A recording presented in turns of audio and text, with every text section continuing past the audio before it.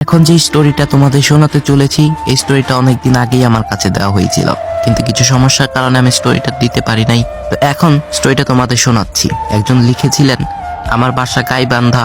2024 সালে আমি নবম শ্রেণীতে ছিলাম। প্রথম দিকে আমার ফ্রি ফায়ার গেমটা খেলার প্রচুর পরিমাণ নেশা ছিল। যখন আমি সময় পাইতাম তখনই ফ্রি ফায়ার গেমটা খেলতাম। পড়াশোনার উপর তেমন একটা মনোযোগ ছিল না। এটা নিয়ে পরিবার থেকে অনেক বকাঝকা শুনছি। ভালো মতো স্কুলে যাইতাম না। আর হ্যাঁ, বলে রাখা ভালো, আমি ছোট থেকে আমার নানা নানির কাছে থাকতাম। তারা আমাকে অনেক আদর করত। আমার গেম খেলার খারাপ অভ্যাসটা দেখে আমার নানা আমাকে একটা কোচিং এ ভর্তি হতে বলে। আমার অনিচ্ছা থাকা সত্ত্বেও আমাকে কোচিং এ ভর্তি হতে হয়। সময়টা ছিল জুন মাসের 3 তারিখ। কোচিং এ যাওয়ার ঠিক 2 দিন পর আমি একটা মেয়েকে দেখি কোচিং এ। মেয়েটাকে দেখার পর আমার তাকে প্রচুর পরিমাণ ভালো লাগে। যেহেতু আমি স্কুলে যেতাম না, সেই জন্য আমার কোনো ফ্রেন্ডও ছিল না। মেয়েটা 8ম শ্রেণীতে পড়তো। আমার একটা খালা ছিল, সেও 8ম শ্রেণীতেই পড়তো। যদিও খালাটা আমার নিজের ছিল না।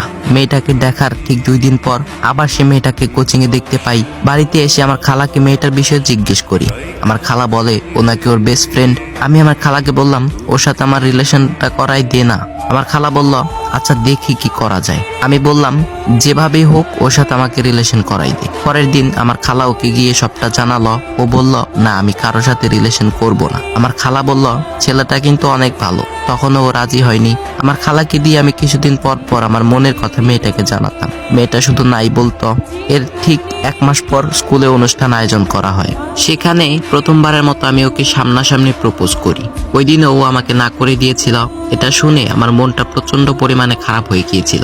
এভাবে ওর পেছনে আমি 4 মাস ঘুরছি।